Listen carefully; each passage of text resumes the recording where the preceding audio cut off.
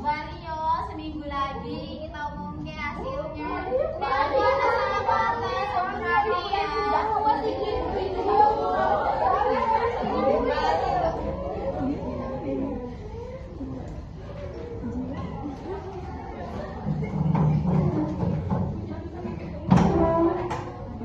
Seminggu telah berlalu sejak kertas-kertas itu dibuka satu persatu. Sejak suara rakyat dihitung dengan cara yang tak sepenuhnya mampu menjawab semua pertanyaan. Hari-hari di antaranya berjalan seperti biasa, namun menyisakan bisik dan prasangka yang diam-diam tumbuh di benak warga. Kini hari penetapan pun tiba. Hasil akhirnya disahkan bukan melalui sorak gembira atau pelukan kemenangan, melainkan lewat ketukan palu yang kaku dan kalimat-kalimat resmi yang diucapkan dengan nada datar. Kata-kata itu tersusun rapi, seolah dirancang untuk menutup rapat segala keraguan, menenangkan yang resah dan memaksa semua orang menerima kenyataan sebagai sesuatu yang tak lagi bisa diganti.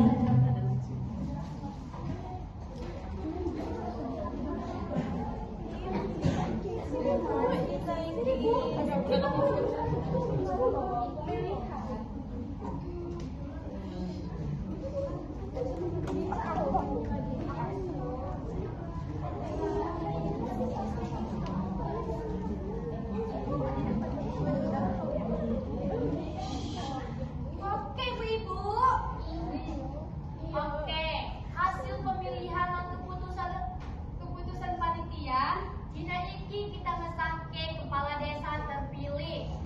Kanti iki calon nomor 1 Karto sah dari kepala desa. Monggo maju, Pak.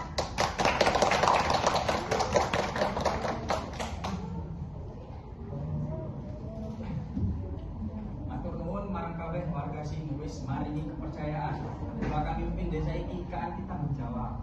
Kepercayaan itu bukan menang soal kelalaian Pak Karto, tapi juga laki-laki sendiri. Kabeh wis sesuai prosedur yo. Prosedurnya sah, rasanya kosong, keadilan tidak dipisahkan. Kanti iki kepala desa resmi dipuntampi.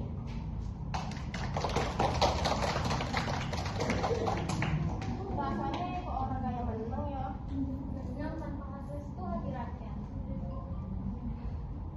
Selamat ya Pak Karto, semoga jabatan Bapak tidak menjadi beban bagi rakyat dan tidak hilang. Benar Pak, soalnya kemenangan bukan soal siapa yang menang, tapi soal siapa yang bertanggung jawab. Ben waktu sing bakal buktike. Dan waktu juga bakal ngumpet Pak. Kanti iki kepala desa rampung.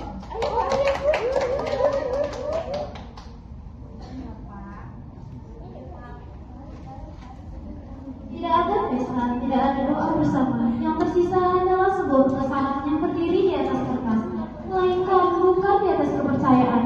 Sejak hari itu, desa memang memiliki seorang kepala, namun perlahan kehilangan arah.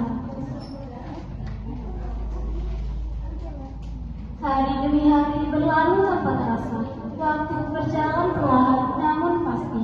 Bergeser dari minggu ke bulan, dari bulan ke tahun, hingga kenangan tentang hari pemilihan perlahan memudar diingatan banyak orang. Dalam rentang waktu itu, Karto tampak benar-benar menepati janjinya. Ia hadir di setiap sudut desa, menyapa warga dengan senyum yang terjaga, menepuk bahu yang lelah, dan memperlihatkan wajah pemimpinnya. Bantuan demi bantuan dibagikan kepada warga desa, dari tangan ke tangan, dari rumah ke rumah, beras, uang, dan janji-janji kecil disertai sikap ramah yang membuat semua tampak wajar dan pantas. Geraknya tenang, tutur katanya lembut, seakan setiap langkahnya dipandu oleh kebaikan. Namun, di balik gerakan yang tertata dan kebaikan yang dipertontonkan itu, waktu terus berjalan, diam-diam mengamati, menunggu saat topeng kebaikan tak lagi mampu menutup apa yang sesungguhnya tumbuh di baliknya. 5 bulan telah berlalu sejak wajah kebaikan itu terus dipertontonkan. Perlahan perubahan mulai terasa. Meski pada awalnya samar dan sulit dipercaya, Karto mulai menunjukkan sikap aslinya. Senyum yang dulu mudah dibagi, kini jarang terlihat. Sikap ramah berubah menjadi dingin, dan kepedulian yang sering disuarakan mulai kehilangan maknanya. Diam itu, Risma berjalan santai menyusuri jalan desa dengan niat sederhana untuk berbelanja. Langkahnya ringan, pikirannya tak dipenuhi apapun selain daftar kecil kebutuhan rumah. Namun di tengah perjalanan, pandangannya terhenti. Di hadapannya, Karto tampak berdiri sendiri, bermonolog diri seolah berbicara padanya diri sendiri. 1 juta kan boleh saya nikah ke mana? Minta sedikit orang kita pesta kan? Apa yang khawatir warga si buru-buru itu duitnya tak pakai CCTV ya kan urusanku. Risma terkejut bukan main. Dadanya berdebar, pikirannya berputar cepat, mencoba memahami apa yang baru saja dilihatnya. Tanpa menunggu lama, ia membalikkan badan, langkahnya dipercepat, hampir berlari, menyusuri jalan menuju rumah Ningsih. Di benaknya hanya satu tujuan, menyampaikan apa yang terjadi sebelum kebenaran itu kembali tertelan diam. Di sana, ia melihat Ningsih tengah mengayak beras bersama Gendis.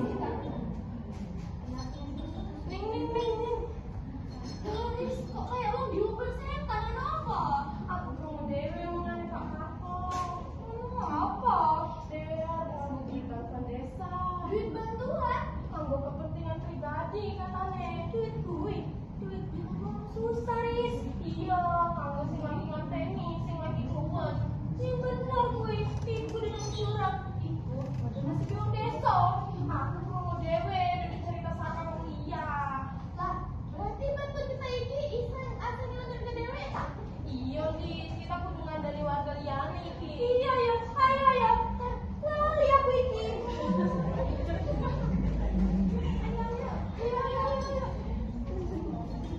Lestari, Laras, Mila, Rati, dan Zara berdiri bersama seolah menceritakan apa yang sudah terjadi.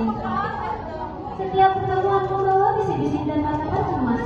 Setiap kata yang diucapkan perlahan menyebar ke telinga yang lain, menumpuk menjadi satu kesadaran kolektif, memimpin mereka berdusta.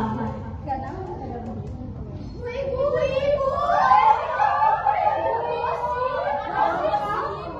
Aku dengar sendiri. Ini Risma dengar sendiri. Ibu ada plastik sih.